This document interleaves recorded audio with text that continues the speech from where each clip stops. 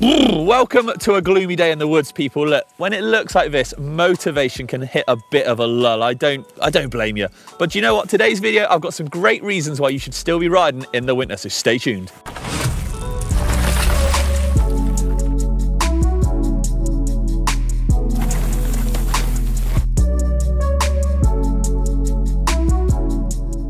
Okay then people, if you want to see some quality daily videos from us, don't forget, hit the old subscribe button, give us a little click, and obviously the bell, and you'll get all the notifications when those videos are out, ready for your viewing pleasure.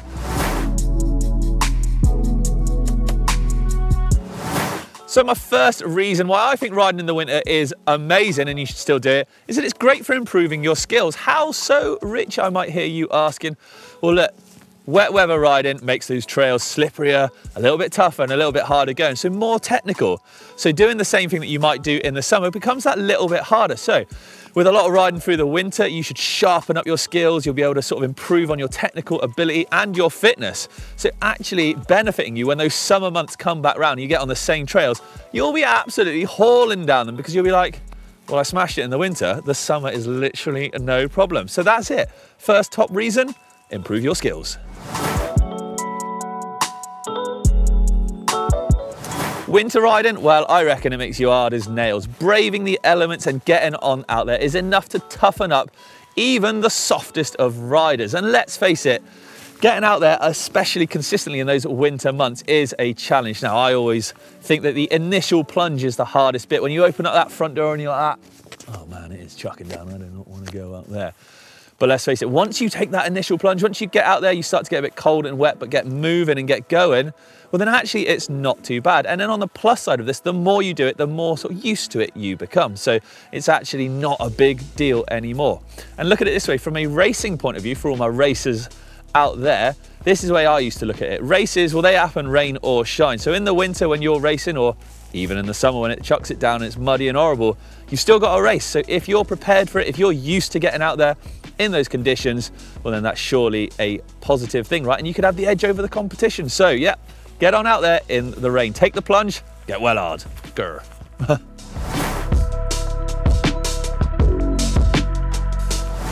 A similar time every year, it pops its head out. Yep, Mr. and Mrs. Winter, they come along, the season you cannot escape. So do you know what I'm saying here? You might as well embrace it because, well, it's a reoccurring thing, isn't it? So if you don't, well, you're going to be in for a shock each year. And do you know what I would recommend here is prep. Prep, I reckon, is key. So come October, definitely November, look, like it is here, rather doom and gloom. Get the coats out, get the winter sort of clothing primed and ready, the warmer clothing as well, because it's not just all about the mud and the wet, it does get cold as well. So dig out those winter shoes, the winter tires, get your bike all primed and ready for it.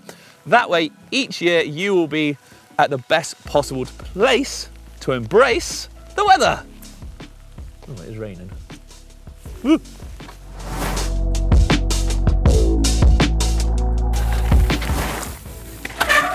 Oh, do you know what? This trail would be absolutely insane at night time, which brings me nicely onto my next point actually, because the winter time is a great time to actually get more riding in. Yeah, embrace it. Like I said before, embrace the winter, but embrace that more riding time. So you can actually get out there on night rides, maybe even early morning rides if you can. Get the lights on, get prepped, get ready, and really sort of just get out on your bike in the winter, because I think actually it is incredible. I know for some it can be very difficult, obviously with work and family commitments, but actually if you think about it, there's more time to ride than you think. Just sneak out. In fact, I'm gonna get my lights right now again. I'll see you in a mo.